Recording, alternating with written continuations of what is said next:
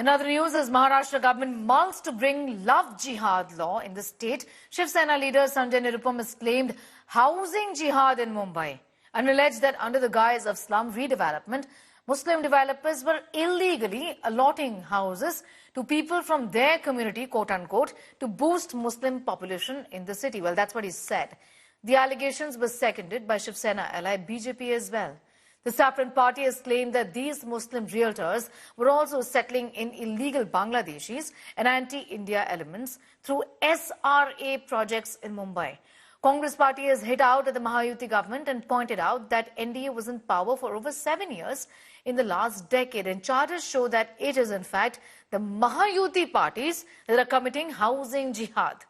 AIMIM has also rained fire on the BJP and the Shiv Sena for constantly targeting Muslims and diverting attention, they say, from real issues.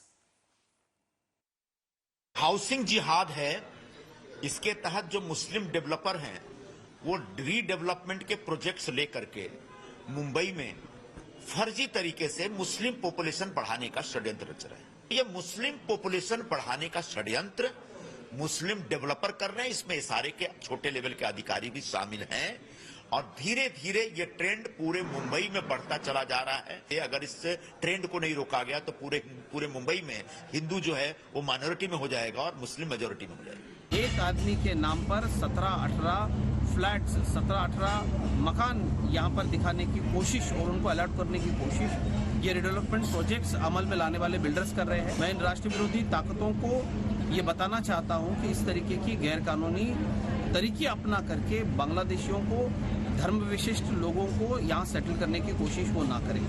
प्रदेश के मुख्यमंत्री, गृह निर्माण मंत्री के पास हम इस सबको लेकर के जरूर जाएंगे, पर जिस तरीके से ये सारी चीजें हो रही है, मुंबई की सुरक्षा को खतरा है। पिछले 10 साल में 2.5 साल अगर छोड़ दो तो सारी सत्ता आपके पास, मंत्रालय भी एकनाथ शिंदे जी के पास पूरे 10 साल, और सब कुछ आपके साथ होने के बावजूद, बीजेपी में सत्ता में रहने के बावजूद इस तरह से अगर होता है तो एकनाथ शिंदे जी आपको जवाब देना पड़ेगा कि बांग्लादेशियों को यहाँ पर आसरा कौन दे रहा है और किस चीज के लिए दे रहा है, इसका जवाब आपको देना है।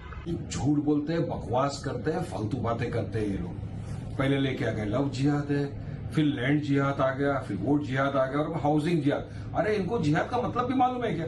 बस फालतूगिरी हर दिन आके जिहाद जिहाद जिहाद। ना जिहाद का मतलब मालूम है, ना कटमुल्ले का मतलब मालूम है। बस सिर्फ और सिर्फ किसी भी तरह मुसलमानों को परेशान करना है इनको। कोई स्कैम कुछ है ही नहीं, कोई हाउसिंग जिहाद कुछ तो है ही नहीं। ये सिर्फ और सिर्फ मुसलमानों के खिलाफ अनाप शनाप बकवास करना है, एक समुदाय को टारगेट करना है। रोज कुछ ना कुछ करो, पब्लिक का जो ध्यान है उसको मेन मुद्दों से भटकाओ।